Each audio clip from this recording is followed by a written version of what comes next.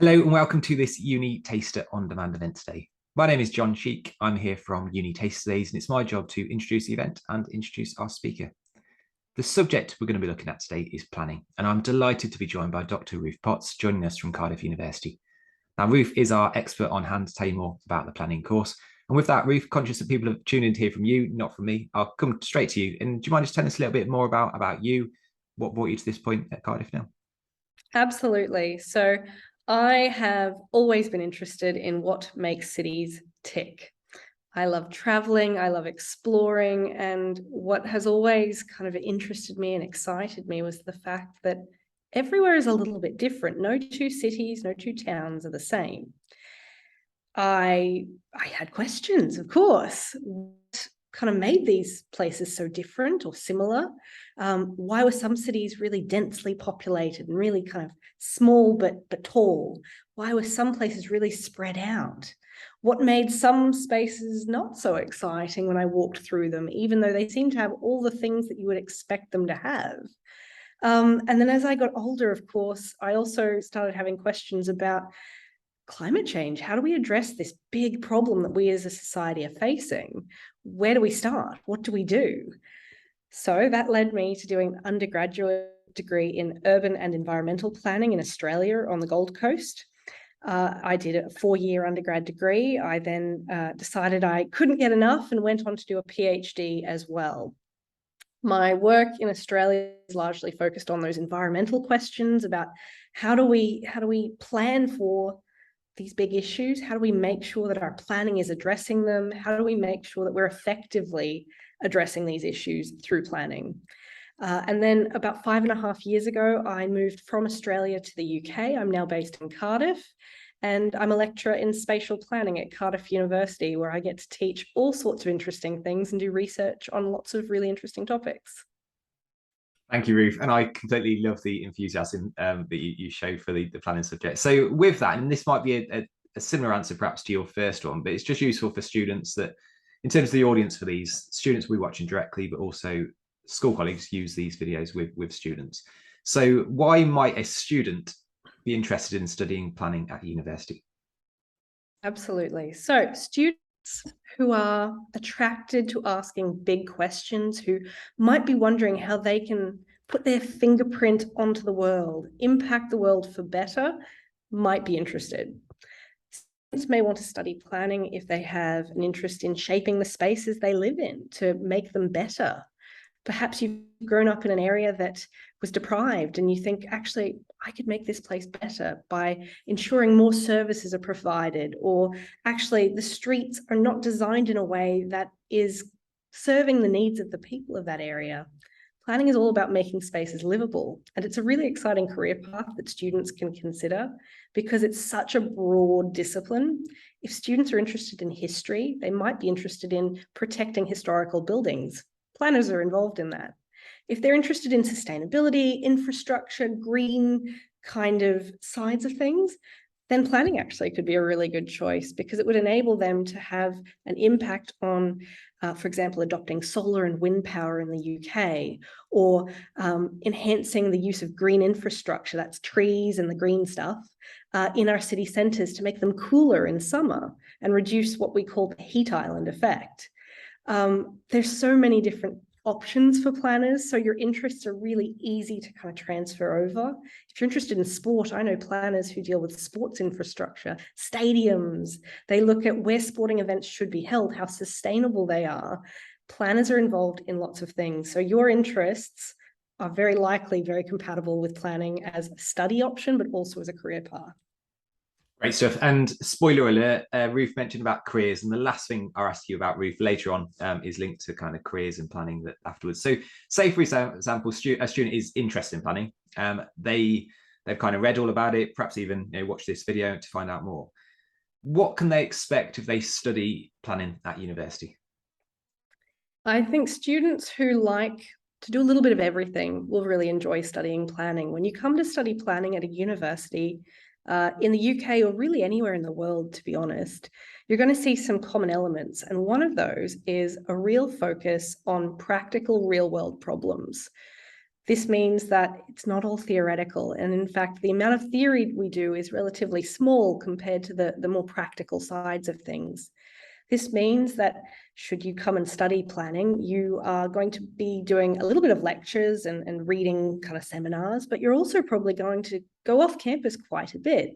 You'll be looking at development sites. You'll be going and talking to practitioners about real world sites that have planning issues that need addressing and exploring creative solutions for those kinds of problems.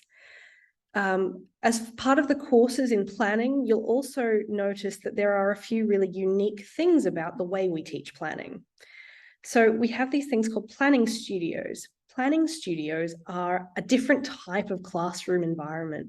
So instead of you sitting in a lecture hall listening to someone like me standing at the front, what happens in a planning studio is you have the chance to really get your hands in, your hands dirty, your hands kind of into the nitty gritty. You'll be drawing, you'll be working with colleagues to develop solutions for problems. You'll be working on mapping things and working through demographics and really acting like a real world planner before you've even graduated. And we give you that chance in every year of the degree, usually in a planning program that's accredited. And we'll come back to that later too.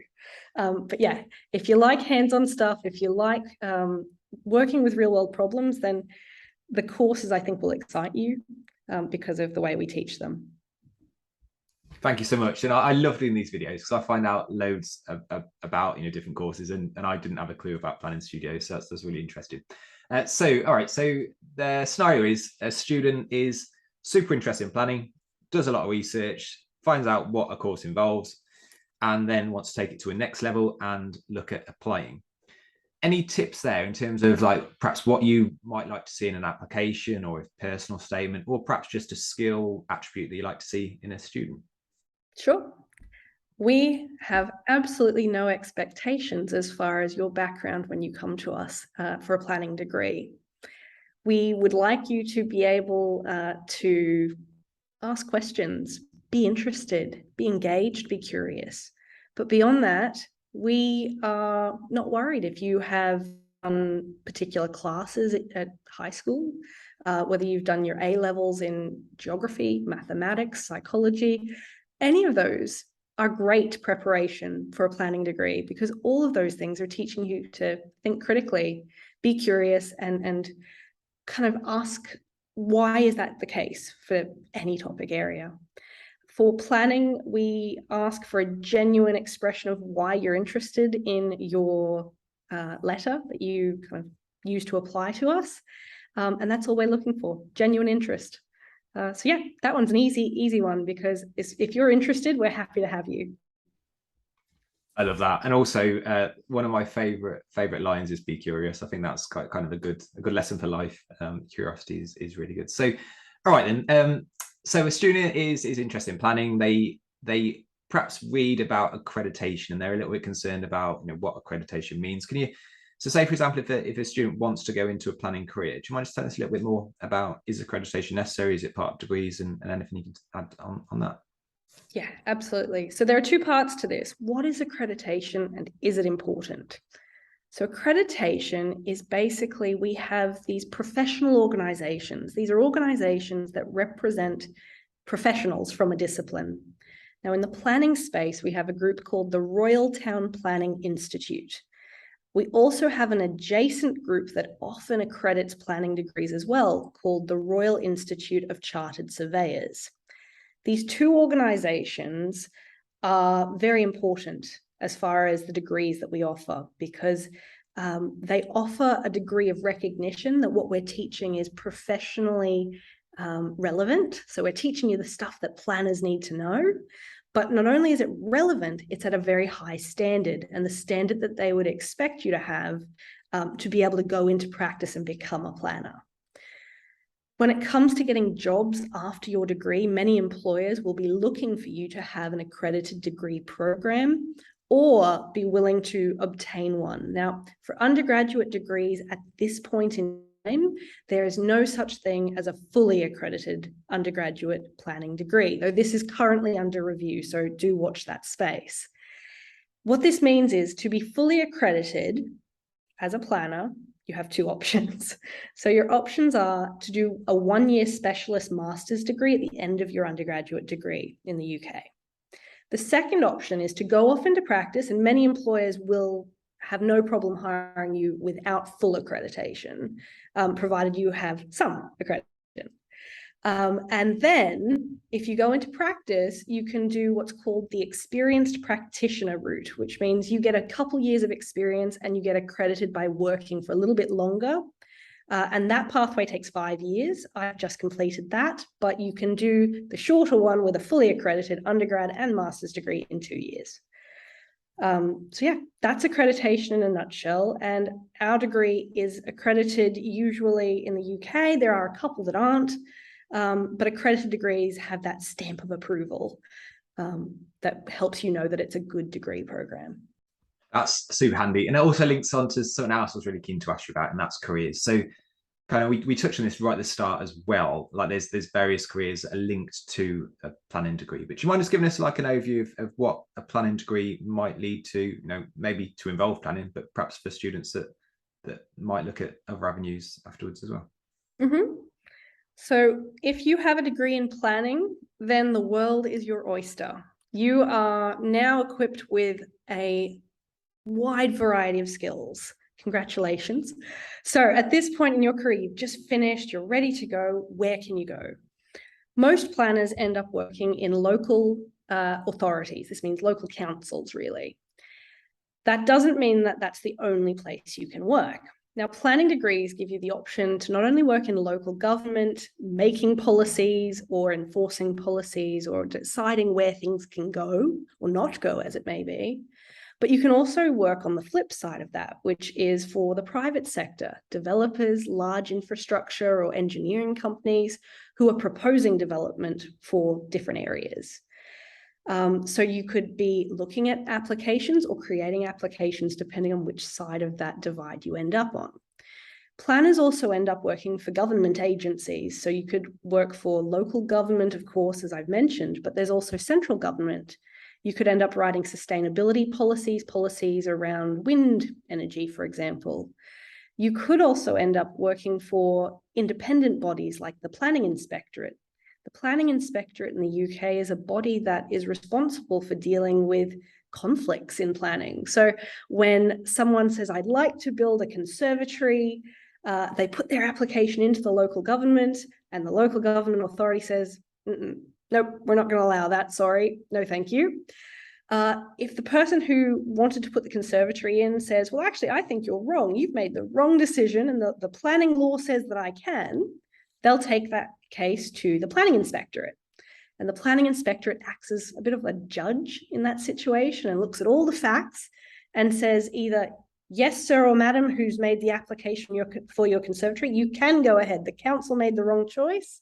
Or they say, actually, the local authority got it right. I'm really sorry, but you still can't have your conservatory. So the Planning Inspectorate's another pathway.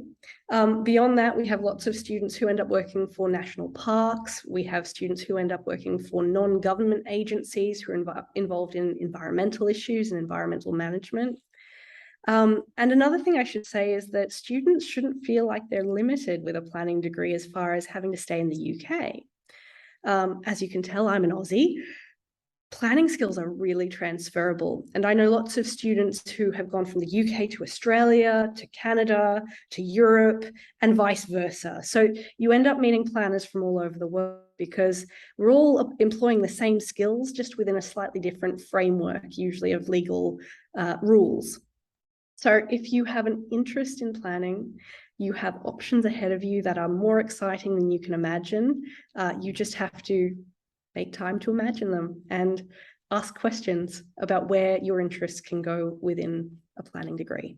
Ruth, thank you so much. I've got so many more questions I could ask you, but what we try and do with these videos is keep them nice and short, which this one is, so students can kind of use it and maybe use it, you know, compare subjects and everything else. So the final thing I just want to do is say a big thank you to you. Such a really useful guide. Really appreciate it. I personally take more of an interest now. I've recently watched Jeremy Clarkson's farm program, which has a lot about planning as part of it. So I've got a newfound appreciation for how planning works and things, but I'm sure students will find this super useful. So Ruth, thank you. You're very welcome.